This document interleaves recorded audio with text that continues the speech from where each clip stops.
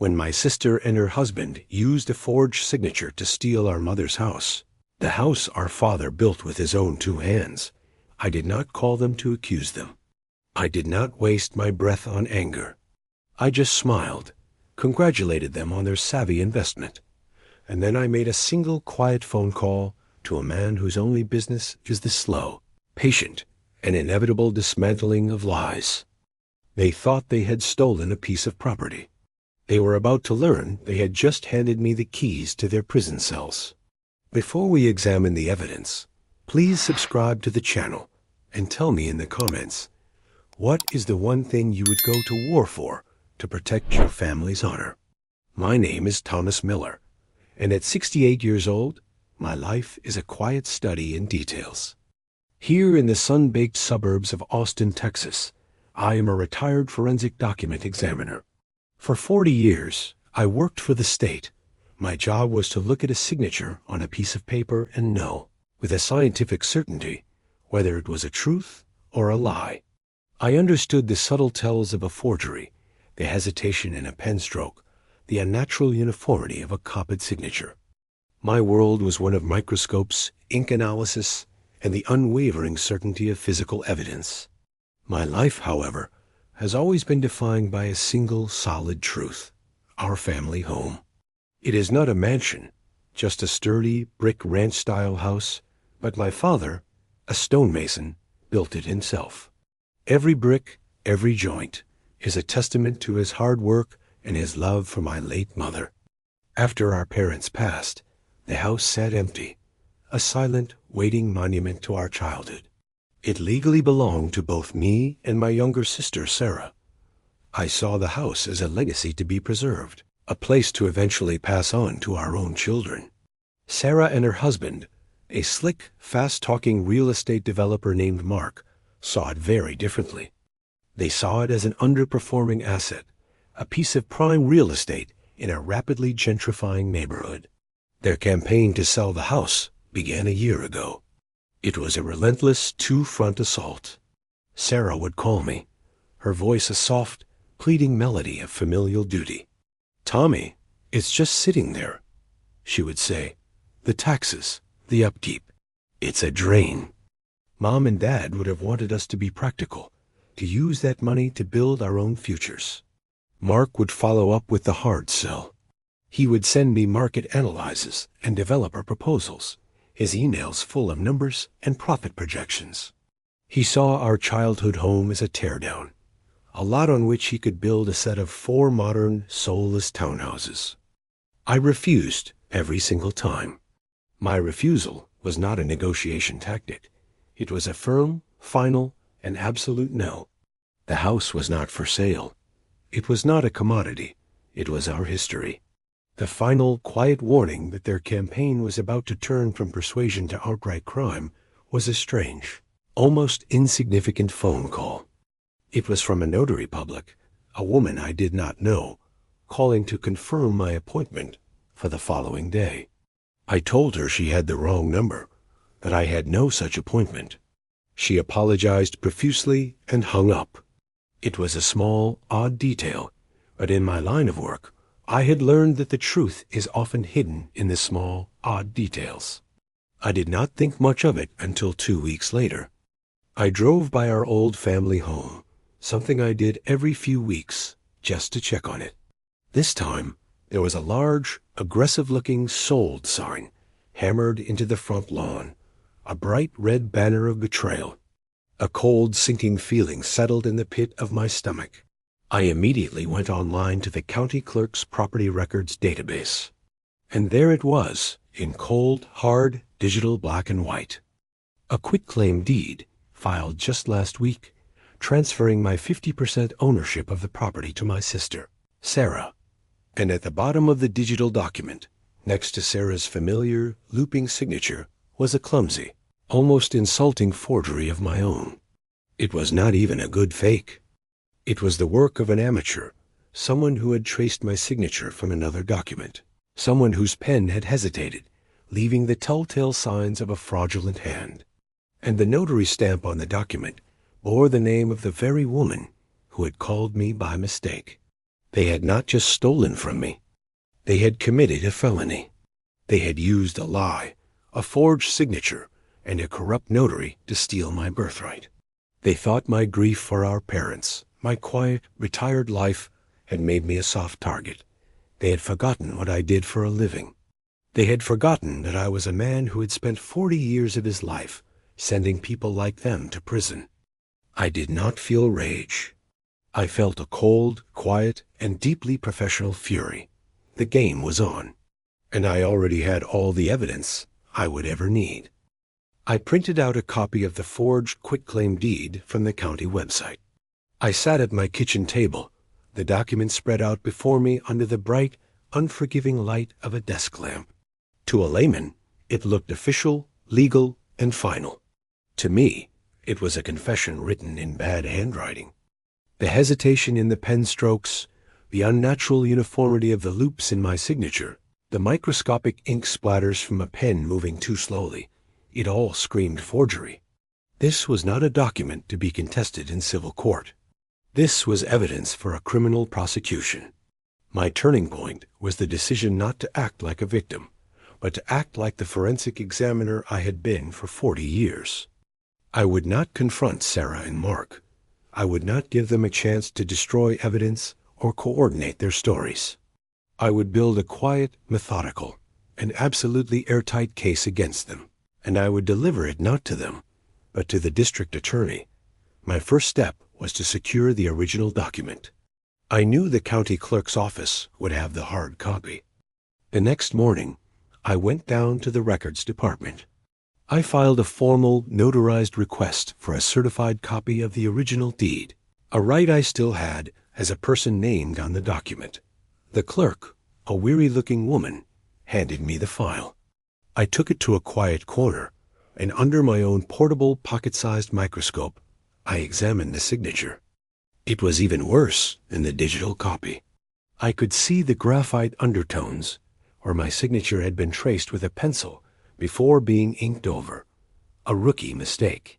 This was not just a forgery. It was a clumsy, arrogant, and deeply stupid forgery. My second step was to deal with the corrupt notary. I knew her stamp on the document was the legal key that made the whole fraud possible.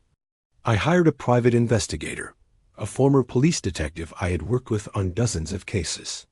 I did not tell him the full story.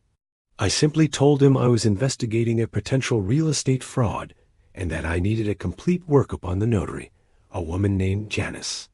I wanted to know about her finances, her business practices, her connections. While the investigator was digging into Janice's life, I was building the rest of my case.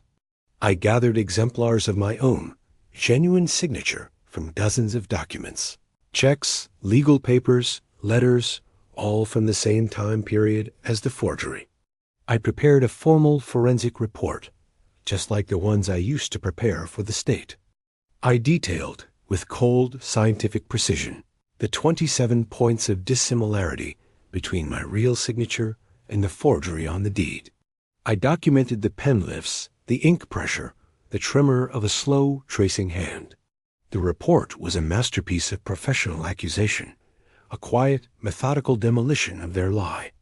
I also began to document my sister and her husband's actions. I recorded our phone calls. I saved their text messages. I even drove by the new, ridiculously large house they were building in a gated community. The house I now knew was being funded by the illegal sale of our mother's home. I took photographs. Each piece of evidence was another brick in the wall of the prison I was building for them. The private investigator's report on the notary, Janice, came back a week later, and it was the final, devastating piece of the puzzle. Janice was in deep financial trouble. She had a failing business, a mountain of credit card debt, and a recent, unexplained cash deposit in her bank account for $10,000, a deposit that had been made 2 days after the forged deed was filed. The deposit had been made by a shell corporation, and the investigator, who was very, very good at his job, had traced the ownership of that shell corporation back to a single individual, my brother-in-law, Mark. It was all there. The motive, the means, the conspiracy. a desperate notary, a greedy developer, and a forged signature. It was a classic, open and shut case of real estate fraud. I now had a complete, airtight, and prosecutable case. I had the forged document, I had my expert analysis, and I had the proof of a $10,000 bribe. Sarah and Mark thought they were celebrating a brilliant real estate deal. They had no idea that they were the subjects of a quiet, relentless, and deeply professional criminal investigation, an investigation that was about to arrive at its final, inevitable, and devastating conclusion. What do you think is a criminal's biggest mistake? Their greed, their arrogance, or the small, stupid detail they always overlook? Let me know your thoughts in the comments, and hit the like button if you appreciate a well-built case. With the complete, prosecutable case file now sitting on my desk, a thick, satisfying stack of evidence and reports, my plan moved into its final, quiet phase. The full scope of their betrayal was no longer just an emotional wound. It was a legal fact. They had not just stolen a house. They had committed a series of felonies, conspiracy, forgery, and bribery, all with a cold, arrogant disregard for the law and for the memory of our parents. The immediate consequence was a shift in my own mindset. I was no longer a grieving brother. I was a witness for the prosecution. My personal feelings were irrelevant. The only thing that mattered now was the methodical, professional execution of justice. I did not immediately take my file to the district attorney. A premature move could give them time to hide assets or flee. No, the trap had to be sprung at the moment of their greatest triumph, the moment the money from the illegal sale was in their hands. I had the private investigator monitor the sale of our mother's house. I learned that Mark, in his haste to get the cash, had sold it to another one of his own shell corporations, a common tactic to quickly and quietly flip a property. The closing was scheduled for the end of the month. While they were busy preparing for their payday, I was preparing for their judgment day. I contacted the one person in the city's legal system I trusted implicitly, a man named Robert, who was the head of the white-collar crime division at the district attorney's office. Robert and I had worked together for 30 years. We had put dozens of fraudsters behind bars. I met with him in a quiet, out-of-the-way coffee shop. I did not show him the file. I simply told him I had an open and shut real estate fraud case, a case of personal significance, and that I would be delivering the full, prosecutable file to him on a specific date. I told him the names of the targets, my sister and my brother-in-law. I saw a flicker of shock and sympathy in his eyes, but it was immediately replaced by the cool, professional focus of a seasoned prosecutor. "Tom," he said, his voice a low, serious rumble, "you bring me the case, and I will personally see that it is prosecuted to the fullest extent of the law." I had my ally. The legal machinery was now primed and waiting for my signal. My final move was a quiet, personal one. I wanted them to have one last chance to do the right thing, a final, off-the-record opportunity to confess. I knew they would not take it, but their refusal would be the final, moral justification for the storm that was about to break over their heads. I called Sarah. I told her I wanted to have dinner, just the two of us, for old time's sake.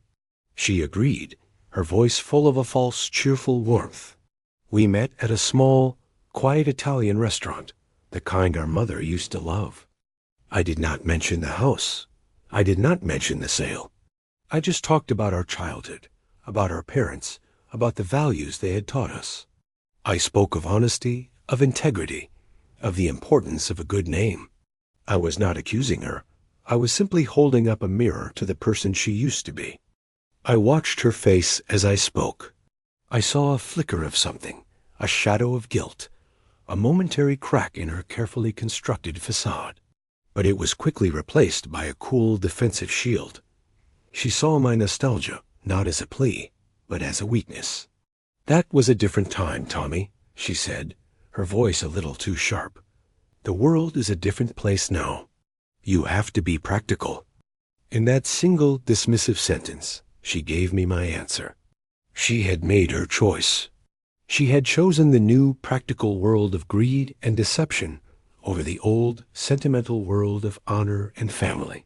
I paid the bill, and we walked out of the restaurant into the cool night air. "I'm glad we did this, Sarah," I said, my voice quiet and even. It was very clarifying. She thought I meant it was a nice, nostalgic evening.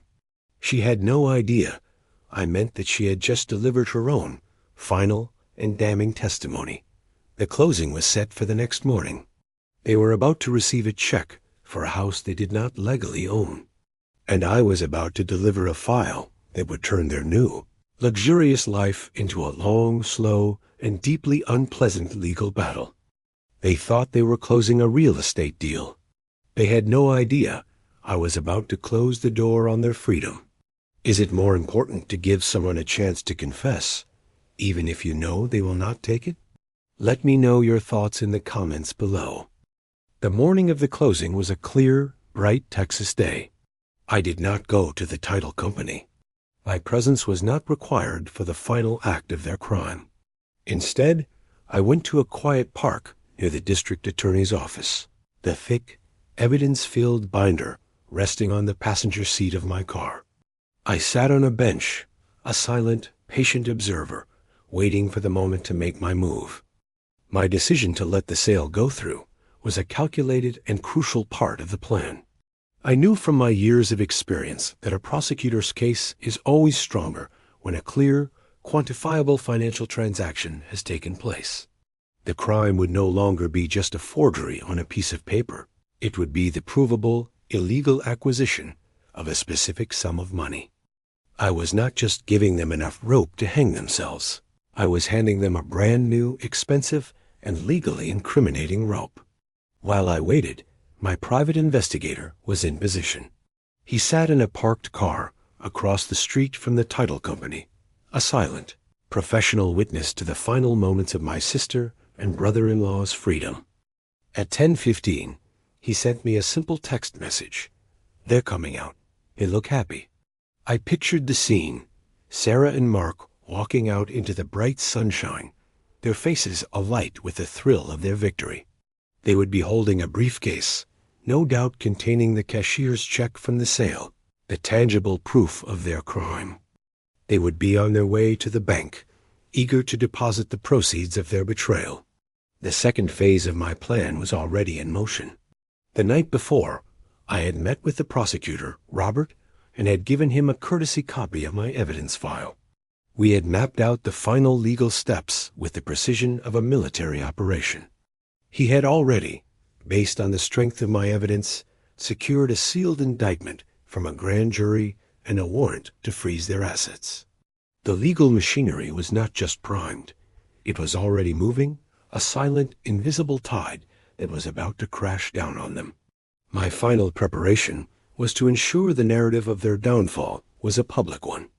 I had contacted a trusted veteran reporter at the Austin American-Statesman, a man known for his tough, in-depth coverage of white-collar crime. I gave him an anonymous tip. I told him that a major real estate fraud case was about to break, involving a prominent local developer in a forged deed. I gave him the names, the address of the property, and the location of the district attorney's office. I told him that if he wanted an exclusive, he should have a cameraman waiting. With the trap now fully set, I waited for the final signal from my investigator. It came at 11 o'clock. A single text: "They've left the bank. The deposit is made." That was it. The crime was complete. The money was in their account. I stood up from the park bench, took the thick binder from my car, and walked the final short block to the courthouse. I walked through the familiar, marble-floored lobby and took the elevator to the 4th floor. I walked into the quiet, professional reception area of the white-collar crime division. Robert, my old friend and colleague, was waiting for me. I did not say a word. I simply placed the binder, the culmination of a month of quiet, relentless investigation, on the counter between us. It was the official, final, and irrevocable delivery of my case. "It's a good file, Robert," I said, my voice calm and even. It's a clean case. He picked up the binder and gave me a single grim nod of understanding. I'll take it from here, Tom, he said. I turned and walked out of the office. My personal involvement was over. The cold, impartial machinery of the law would do the rest. My sister and her husband were, at that very moment, probably celebrating, toasting their own cleverness with a glass of expensive champagne. They had no idea that their names were already on a police blotter, that their bank accounts were already being frozen, and that the quiet, sad retired old man they had so profoundly underestimated had just delivered them, gift-wrapped to the one institution that was even better at reading the fine print than they were. Before the final act, a question for you. Please hit the like button if you believe that justice is a dish best served cold. In the comments below, tell me, is it more satisfying to see a villain get their financial comeuppance, or their legal one? I drove home from the courthouse, the city of Austin gleaming in the midday sun. I did not feel a sense of triumph, or even of satisfaction. I felt only the quiet, profound, and final weight of a necessary act completed. The plan was in motion, a legal machine that I had built and set running, and it would now proceed to its inevitable conclusion without any further input from me. My role in the drama was over. I was now just a member of the audience, waiting for the final, predictable act. I spent the afternoon in my quiet house, engaged in the simple, mundane tasks of a retired man. I paid my bills. I did a crossword puzzle. I listened to a baseball game on the radio. I was deliberately, consciously, not thinking about my sister or her husband. I was compartmentalizing, a skill I had learned over 40 years of examining the ugly, chaotic details of other people's crimes. The first indication that the machine was working came at 4 o'clock that afternoon. My phone rang. It was my sister, Sarah. Her voice was not the smooth, confident purr I had grown used to. It was a high-pitched, frantic shriek of pure, unadulterated panic. "Tommy, what did you do?" she screamed into the phone. "The bank, they've frozen our accounts, all of them. The money from the sale, it's gone." I did not match her panic. I did not raise my voice. I kept my own tone calm, level, and deliberately, cruelly confused. "What are you talking about, Sarah?" I asked, my voice a perfect performance of an elderly man who was hard of hearing. "Frozen? That doesn't make any sense." "The bank said it was a legal order," she shrieked, her voice cracking. "From the district attorney's office. They're saying it's about the house. Tommy, you have to fix this. Call your friends down at the courthouse. You have to tell them it's all a mistake." "I'm sure it's just some sort of bureaucratic mix-up, dear," I said, my voice soothing and utterly insincere. "I'll make a few calls in the morning. You just try to relax." I hung up the phone. The first phase of their downfall, the financial strangulation, was complete. They were now trapped, their ill-gotten gains locked away behind a wall of legal ice. They had no access to the money they had stolen, and they had no idea that a far worse fate was rapidly approaching. The final stage of my plan was the one I had set in motion with the reporter. I knew the story of a prominent local developer being arrested for real estate fraud would be a major local news event. I wanted to make sure that the narrative, from the very beginning, was the correct one. I wanted to ensure that my parents' good name was not just cleared, but honored. That evening, I watched the 10 o'clock news, and there it was, the lead story. A grim-faced news anchor stood in front of the district attorney's office. The headline on the screen below him read, "Prominent Austin developer investigated for forgery and real estate fraud." The reporter I had tipped off had done his job well. He had the exclusive. He told the story not just of the crime, but of the history of the house, of the legacy of my stonemason father. He framed the story not as a simple case of white-collar crime, but as a sordid tale of familial betrayal and the desecration of a good family's name. The final devastating piece of the broadcast was the footage. A camera crew, my reporter's camera crew, had been waiting outside my sister and brother-in-law's new, ridiculously large house. The footage they captured was stark, brutal, and utterly damning. It showed two plainclothes detectives walking up to the front door. It showed my brother-in-law, Mark, answering the door, his face a mask of arrogant confusion. It showed the detectives presenting him with a warrant. And then, it showed the moment that would define the rest of his life. It showed him, my slick, successful real estate developer brother-in-law, being placed in handcuffs, his head bowed in a posture of pure, abject humiliation. It showed him being led to an unmarked police car, the red and blue lights of another car flashing silently against the manicured lawns of his gated community. It was the perp walk, the quiet, methodical, and utterly inescapable end of the line. The trap was sprung, the evidence was presented, the arrest was made, and the whole city was watching. My sister and her husband had not just been caught. They had been publicly, spectacularly, and irrevocably disgraced. When a criminal is finally caught, what is the most satisfying image? The moment of arrest, the guilty verdict in court, or the quiet, unseen knowledge that their life of lies is over? Let me know in the comments, and don't forget to hit the like button if you believe that evidence never lies. The image on the television screen was the quiet, brutal climax to my entire silent campaign. Mark, my arrogant, untouchable brother-in-law, was being led away in handcuffs, his face a mask of stunned disbelief. The flashing lights of the police cars painted a stark, repeating pattern of red and blue across the facade of the ostentatious house he had built with a foundation of lies. A news anchor's voice was a grim, factual narrator to his public humiliation. The camera then cut to a shot of my sister, Sarah, standing in the doorway, her face a crumpled, tear-streaked ruin. She was not a partner in a brilliant real estate deal anymore. She was just the wife of a man being arrested for a felony. The story did not end there.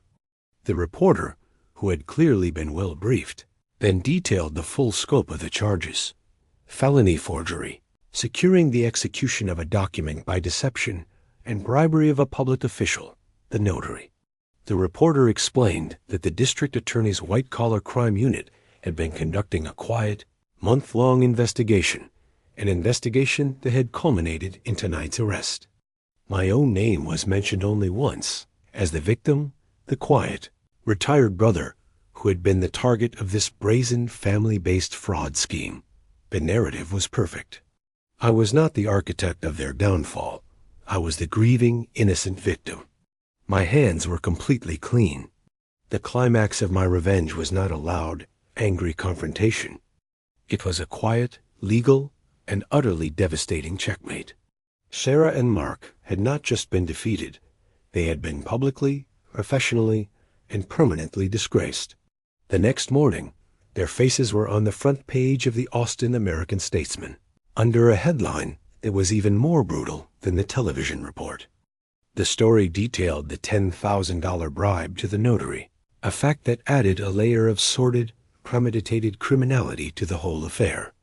The notary, Janice, had also been arrested and faced with the undeniable evidence of the bank transfer from Mark's Shell Corporation. She had, as I expected she would, confessed everything, agreeing to testify against them in exchange for a lighter sentence. The case against them was no longer just strong. It was a solid, ironclad fortress of guilt. My sister and her husband were facing a legal battle they could not possibly win. Their assets were frozen. Their reputations were in tatters. And the only evidence they had was their own profound and now very public stupidity. My personal involvement in the climax was a single final act. The day after the arrests, I received a frantic, tearful call from Sarah. She was not calling from her mansion. She was calling from a bail bondsman's office. "Tommy, you have to help us," she sobbed, her voice a pathetic, desperate whine. "This is all a terrible misunderstanding.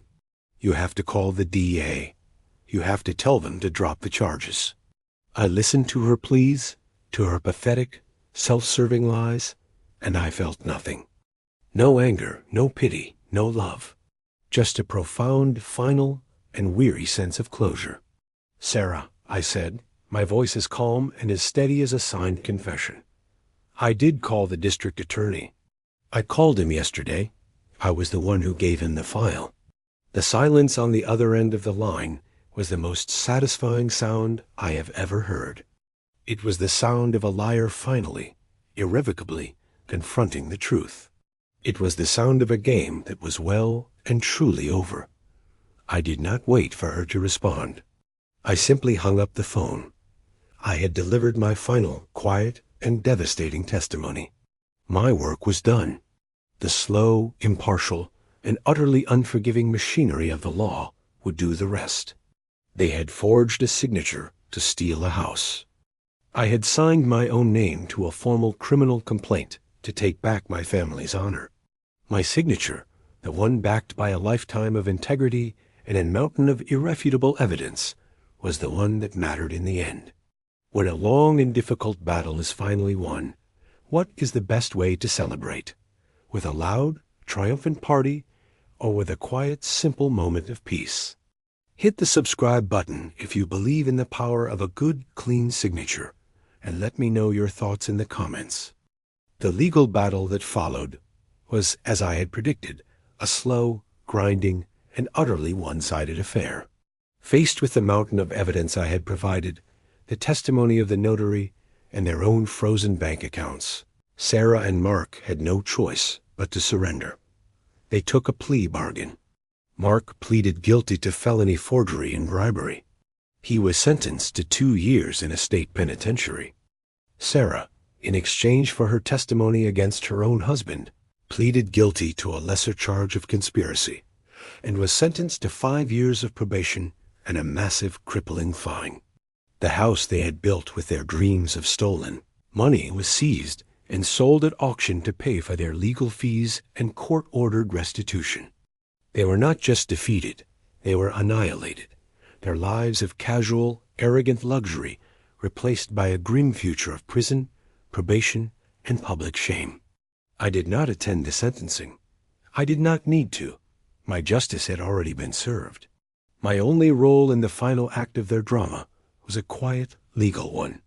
With the quitclaim deed now officially declared fraudulent by the court, my 50% ownership of my parents' house was restored. The other 50%, the portion that had belonged to my now convicted felon sister, was placed in a receivership to be sold to pay her court-ordered fines. I was, of course, the buyer. I used a small portion of my own quiet, legally earned savings to buy back my sister's share of our family's history. The house, the sturdy brick house my father had built with his own 2 hands, was now, for the first time, entirely and completely mine. My life returned to its quiet, orderly rhythm. The first thing I did was to go to the house and personally pull the sold sign out of the front lawn. I took a strange, profound satisfaction in the simple, physical act of uprooting their lie. I did not sell the house. I did not move back into it. I decided to honor the memory of my parents in a different way. I partnered with a local historical society, and we turned the house into the Miller family home, a small private museum dedicated to the history of the stonemasons and craftsmen who had built our neighborhood. The centerpiece of the museum was a permanent exhibit on the science of forensic document examination, an exhibit I personally curated. It featured a large educational display on the science of forgery, with the fake quitclaim deed, now a piece of official court evidence, as its star attraction. My family's shame was not hidden. It was transformed into a quiet, academic, and permanent public lesson. A few months ago, I received a letter. It was from Sarah. It was not a plea for forgiveness or a request for money. It was a simple, humbled, and deeply sad letter. She told me that she and Mark were divorced. She told me she was working as a waitress, trying to pay off her fines. And she told me that she had visited the museum. She had seen the exhibit. She had seen her own crime, her own foolish, greedy lie, displayed under glass for the entire world to see. "I finally understand," she wrote. "You didn't just take back a house. You took back our name." I read the letter, and for the first time in a long time, I felt a flicker of the old brotherly love I had once had for her. She was finally, after all this time, beginning to understand the true price of the house she had stolen. My revenge was not in her prison of shame, or in Mark's very real one. My true and lasting victory was in the quiet, educational hum of that small brick house. It was in the transformation of a crime into a lesson. It was in the quiet, profound satisfaction of knowing that I had taken their ugly, destructive lie and had, with my own quiet, patient, and methodical work, turned it back into a simple, solid, and enduring truth. That is how I got my so sweet revenge, and I would do it all over again. Thank you for following my story.